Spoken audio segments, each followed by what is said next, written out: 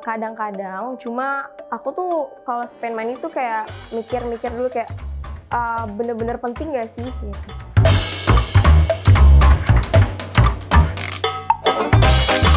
Halo, perkenalkan nama saya Tri Dirga. Pekerjaan saya sebagai freelancer social media manager sekaligus content creator. Hai, nama saya Rizka. Saat ini aku sebagai mahasiswa dan influencer. Perkenalkan, saya Raihan. Saya saat ini menjadi mahasiswa tingkat akhir.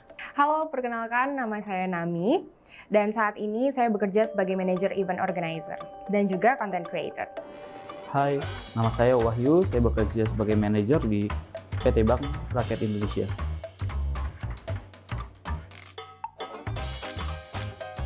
Cara saya ngatur keuangan biasanya dari penghasilan setiap bulan saya dapat itu biasanya langsung saya break out untuk berbagai sektor, kayak contoh ada pengeluaran untuk kebutuhan keluarga, terus ada kebutuhan sehari-hari, dan juga lifestyle.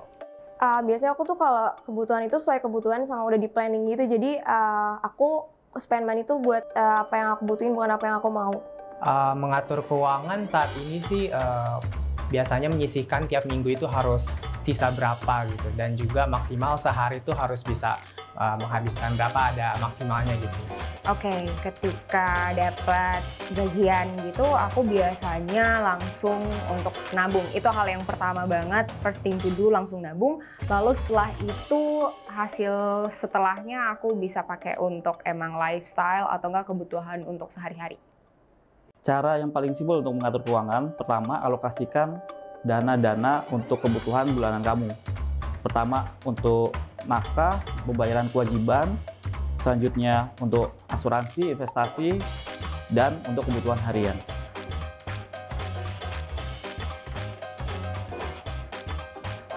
Terganti ya, kalau seandainya weekdays atau kayak hari biasa itu pengeluaran paling di sekitar 50 sampai 100 ribu aja. Cuman kalau di weekend itu pasti ada hangout sama teman, sama keluarga, pasti di atas 150 ribu.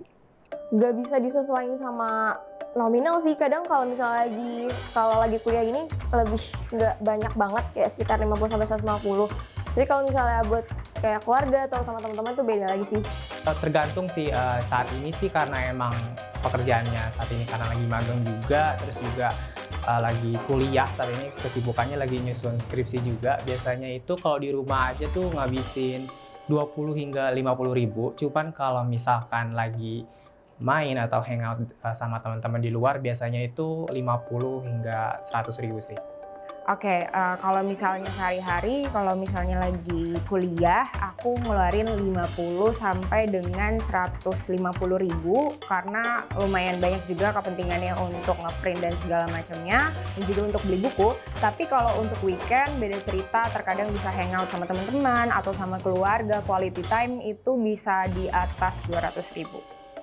Kalau biaya yang saya keluarkan per hari itu relatif, tapi kurang lebih sebesar 200 ribu mungkin plus minus.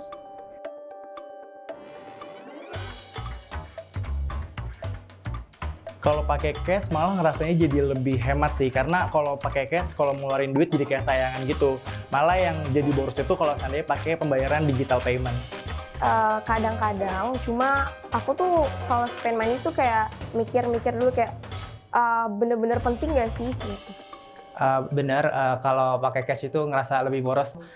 Kadang kalau misalkan ngelihat ada lewat warung gitu, ya jadi tiba-tiba jajan aja ngeluarin duit. Terus juga kalau misalkan kadang ada kembalian, jadi kembaliannya dipakai buat beli yang lain aja gitu.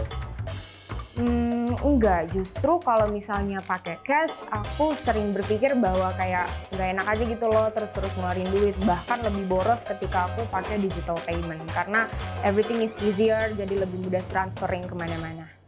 Wah, berasa banget. Kenapa? Karena ketika dompet kita ada cashnya, tangan ini merasa gatal untuk memenuhi segala keinginan. Nah, sehingga kita cukup taruh cash itu secukupnya saja di dompet. Dan jangan lupa sisipkan dana-dana darurat ketika kita bepergian.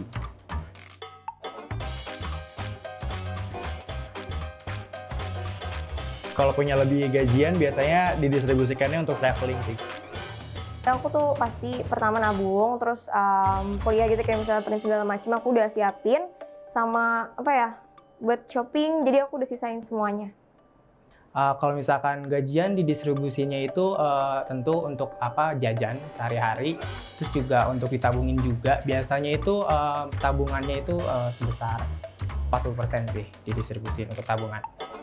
Kalau gajian, ya itu yang pertama pasti ditabung, itu adalah hal yang pertama. Lalu yang kedua, aku biasanya pakai untuk jajan. Kalau saya tentu saja ketika dapat rezeki lebih, saya investasikan. Investasi banyak kok, bisa ke emas atau deposito.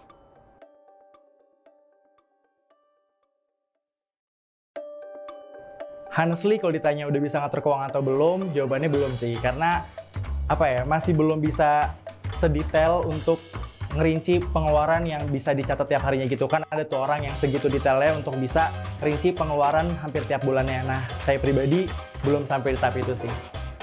Jujur aku bisa sih, karena aku kalau beli gitu harus kayak dipikir dulu kayak aku butuh apa nih, kayak bener-bener harus penting banget baru aku beli. Tapi kalau aku cuma pengen doang, aku kayak nanti dulu deh gitu, agak direm sedikit. Mengatur keuangan sebenarnya saat ini sih bisa, cuman emang kadang ada aja kendala kayak misalkan ada pengeluaran yang tadi juga gitu. Cuman kalau misalkan pertanyaannya bisa mengatur keuangan, bisa. Sebenarnya belum sih, aku belum terlalu detail banget orangnya untuk selalu ngitung pengeluaran sehari-hari, tetapi aku biasanya recapnya itu per minggu, kayak gitu. Alhamdulillah, dengan adanya Brimo saya bisa mengatur keuangan, saya bisa pos untuk pengeluaran harian berapa, dan untuk deposito berapa, dan untuk pembayaran kewajiban-kewajiban dan investasi dan asuransi saya berapa.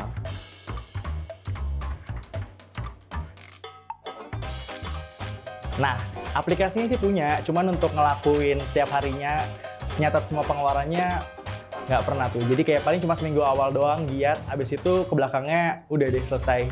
Jadi nggak punya.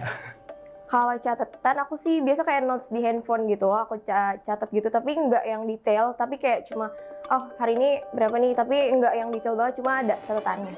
Catatan keuangan nggak?